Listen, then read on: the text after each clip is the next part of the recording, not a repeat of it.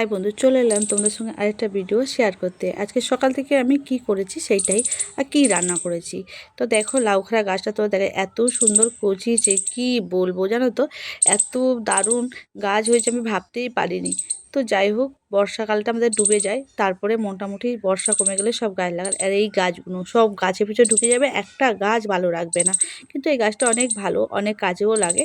তো যাই হোক, এবার দেখো আমি গাছগুলো কেটে আমি রেডি হয়ে চলে এলাম রান্নাঘরে, মানে রান্না করতে যাব। তো কেটে কুটে কাটতে তো অনেক সময় লাগবে, অনেকটা খাড়া, অনেকজন লোক খাবে, তো কাটতে তো সময় লাগবে। তো দেখো আমি তোমাদের দেখাচ্ছি, এই দেখো আমাদের একটা উচ্ছে ধরেছে, কি সুন্দর না।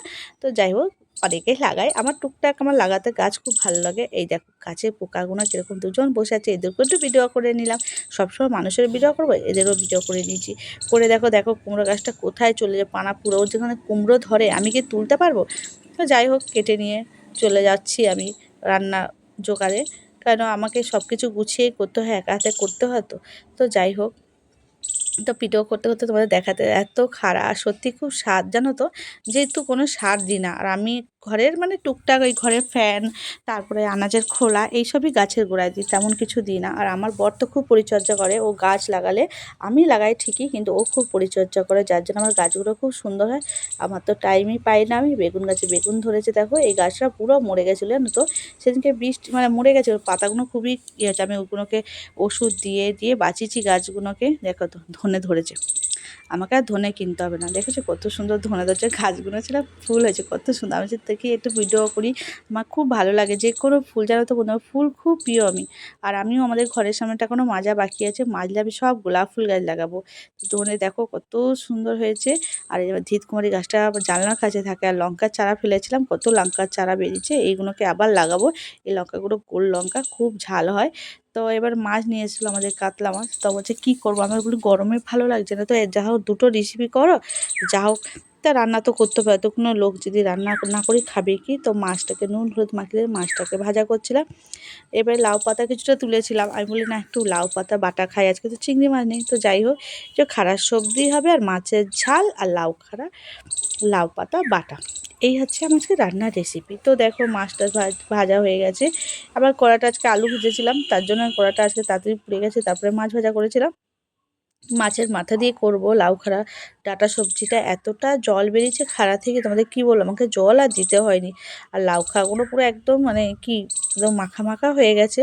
তো যাই হোক, আজকে দুটোই রেসিপি তোমাদের সঙ্গে এটাই আমি শেয়ার করছিলাম। তো জানি বন্ধু এটা লং হবে ভিডিও, ফেসবুকের কথা, লং ভিডিও আমাদের ছাড়তে হয়। তো তোমরা যে ধৈর্য ধরে আমার ভিডিওগুলো দেখো, তোমাদের অসংখ্য ধন্যবাদ, অনেক ভালোবাসা বন্ধু। তোমরা যে আমার পাশে এরকম আছো, এতটা ভালোবাসা দাও যে আমার রান্না ভিডিও তোমাদের ভালো লাগে। কিন্তু আমি তো নিত্য নতুন কিছু করি না, যেটা আমার ঘরে রান্না হয় সেটাই আমি তোমাদের সঙ্গে শেয়ার করি। তো অনেকটা জল বেরিয়েছিল, খাড়াটা একদম কচি ছিল, মানে এত জল বেরিয়েছে কি বলবো। তো যাই হোক, খাড়া সবজিটা হয়ে গেছে, অনেকটা জল সময় লেগেছে জানো, তোমাদের সব কিছু দেখাতে পারি না পুরো। আর উনুনে ভাবো তাহলে গ্যাসে করলে কতটা সময় লাগবে। তো যাই হোক, উনুনে তো রান্না হয়ে গেছে, খাড়া সবজিটা হয়ে গেছে। হয়ে যাওয়ার পরে এবার কি করব, চলো আমি মাছের ঝালটা করবো। খাড়াটা এত জল তো খাড়া পুরো একদম ইয়ে হয়ে গেছে। তো যাই হোক, খাড়া সবজিটা কেমন হয়ে গেছে, খেতে কিন্তু খুব স্বাদ হয়েছে জানো তো। যেহেতু বিনা সারের জিনিস, যে কোনো জিনিস বিনা সারে খাবে দেখবে খুব সুন্দর লাগে। আর এইদিকে দেখো মাছের ঝালে, যেমন মাছের ঝাল বেশি কিছু করবো, একটু ঝোল ঝোল রাখবো, কারণ দেখো আজকে তো মাখার জন্য কিছু করে ডাল ফাল, তো এটা একটু ঝোল ঝোল রাখবো। তো ধনেপাতা কিছু তুলেছি, ধনেপাতা তো শেষ। তো মাছের ঝোলটা হয়ে গেছে। তা দেখো কেমন হয়েছে, পাতলা একটু ঝোল করেছি, আর তারা খাবে কী দে।